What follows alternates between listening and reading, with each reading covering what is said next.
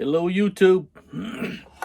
What I got here is a Unimat SL1000 mini lathe, and I made some handles for putting chucks on and off of it. Made them out of stainless steel. First set that I made was just out of some regular bolts, and they were nowhere near hard enough and they would bend. These are the ones that it came with. Just regular old flat. You can see the size difference in those. These are pretty rough on the hands when you're tightening things up. So I made some bigger handles out of some stainless steel bolts, turned them down. But I wanted to knurl them. And I really wanted to knurl. I made a new wheel for the whatever this tool slide is right here, whatever the official name is. I don't know what it is, but I made a new handle for it because I destroyed the other one and it was rounded off from where it's supposed to screw onto that thread. So I made another one and I made it bigger, and I really wanted to knurl the round side so whenever you're turning it you can actually feel it and it's not sliding through your hands like these right here are knurled. This one is not, you know, it's glossy, you can see the edge, it's not knurled.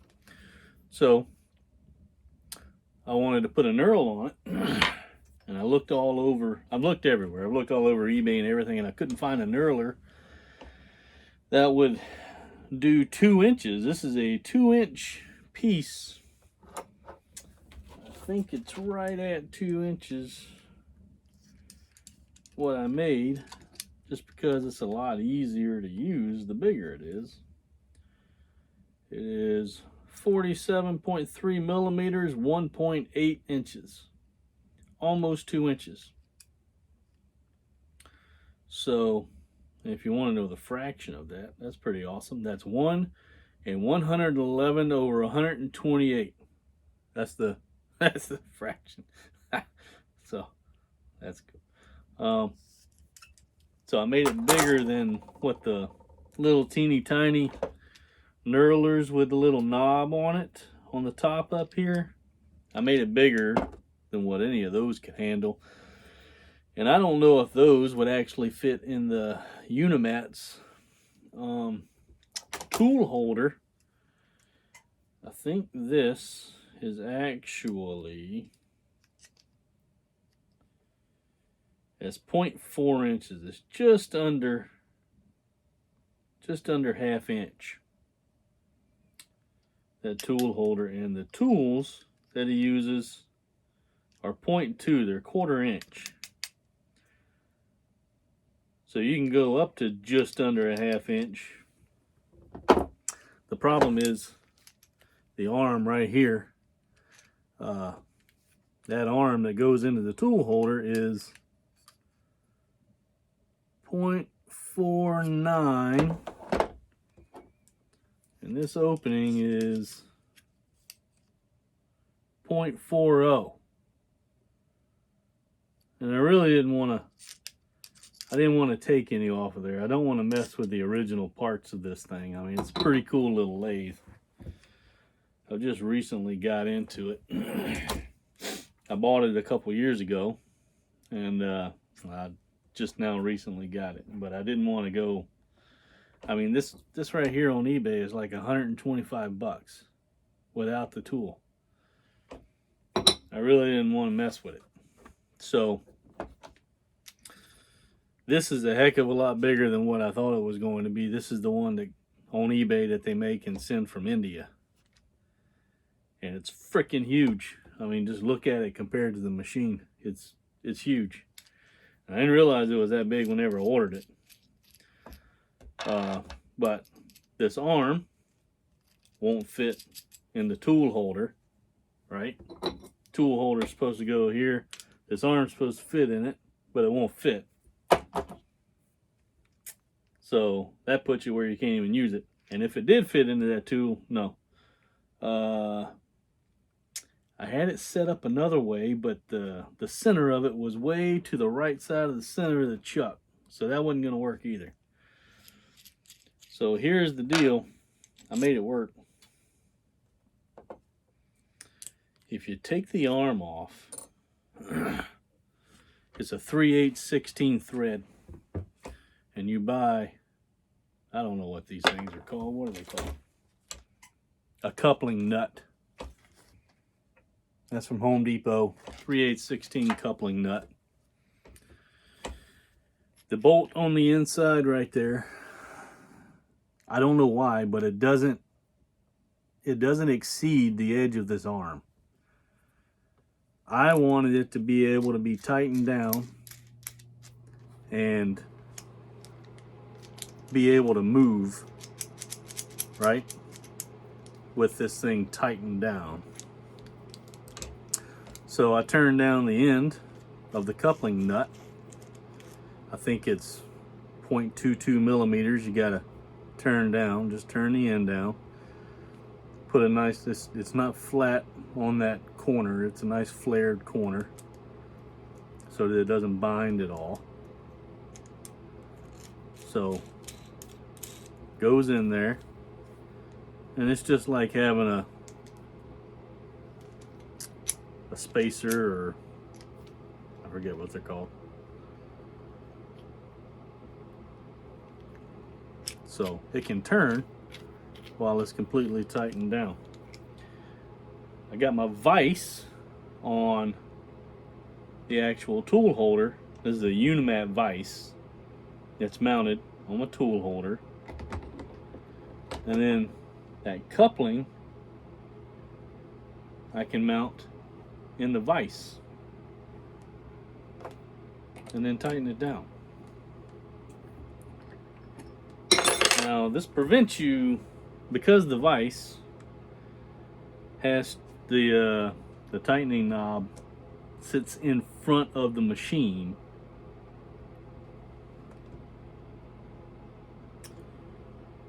And because the center of this has to be a little bit closer to me, I can't turn the vise around because this is too long and it hits the wheel.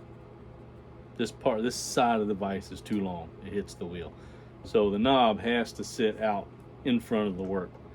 So I haven't figured out yet how to get something that's, 8 or 9 inches, or I guess no more than 6 inches long, so that I can run down the entire 6 inches. Right now that's the length that I was able to do, but for something like this knob, I'll be able to do the entire outside of the knob. And you can see how that looks. I mean, it's a pretty good grip. It's not bad. It's not bad at all, especially considering it's the first thing I ever did. So here's the other one. It's not done yet. I'm gonna show you. I'm gonna show you. This thing will work for a mini lathe. You just got to figure out how to get it set up on your mini lathe is all.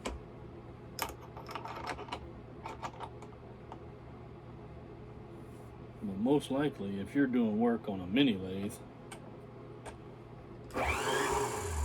you can get that figured out. No big deal. I also just bought a 50 millimeter 4-jaw chuck. I don't know if I should have gone with a 55, or maybe they don't have a 55 millimeter and that's why I went with a 50. The 60 would have been too big. Alright, so let me scoot you in here. Turn this down a little bit.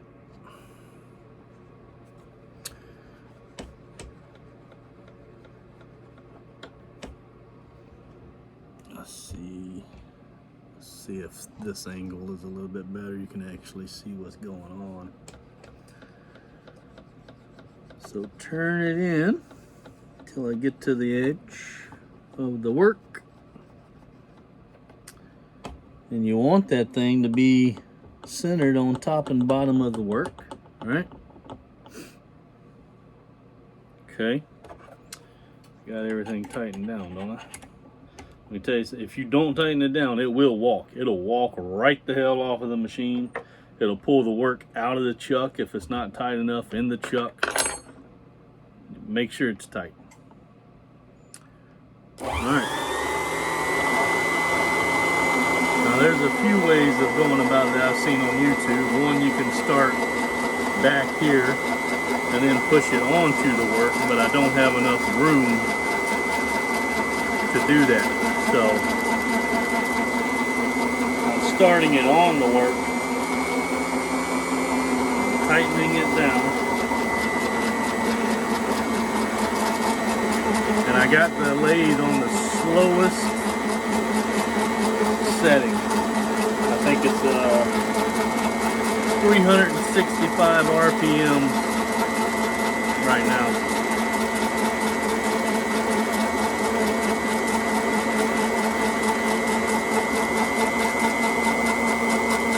Now the chuck handle just hit this piece right here, so that's as far as I can go.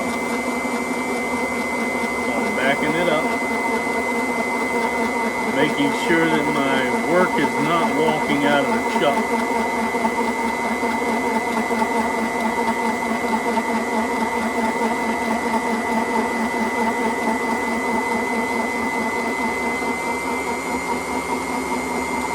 Tighten it down just a little bit. I should have added oil earlier and I didn't. I haven't added oil to either one of them until now. If you stop, it'll leave a ring. You can't really stop. So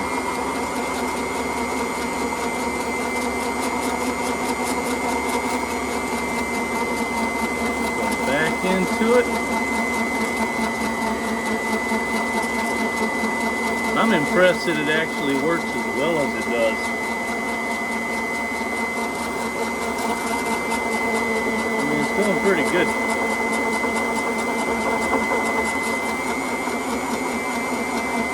And then I'm gonna walk it back out again.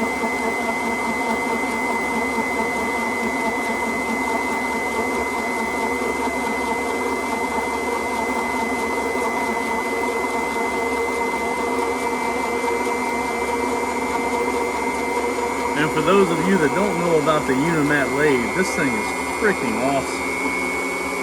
If you can get your hands on one, don't pass it up. Get it. Because it really is awesome. Oh yeah, that looks good. Let's see.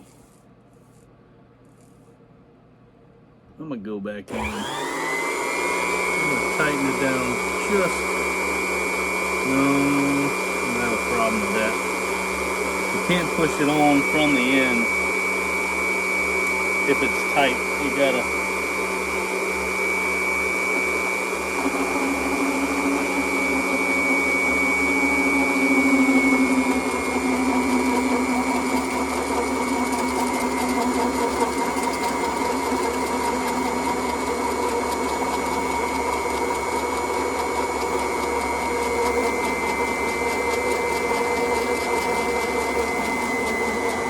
the middle of it is good, but the very end of it is not as pretty.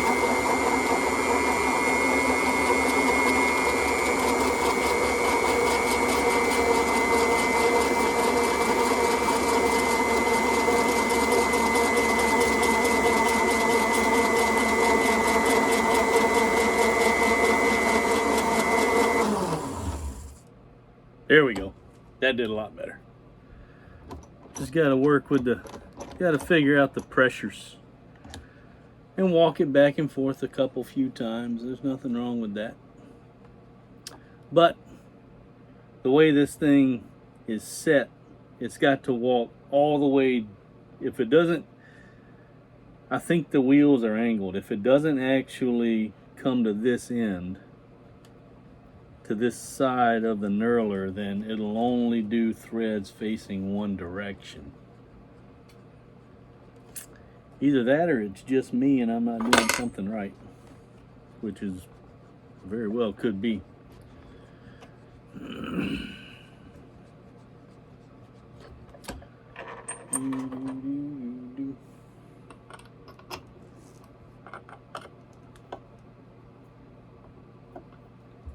Always I know it's a righty-tighty, lefty-loosey thing, but these are the handles that came with this 50mm chuck, and they're not long enough to do anything.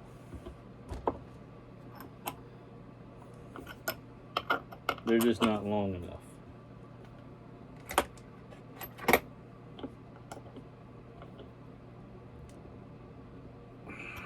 And I just bent that one.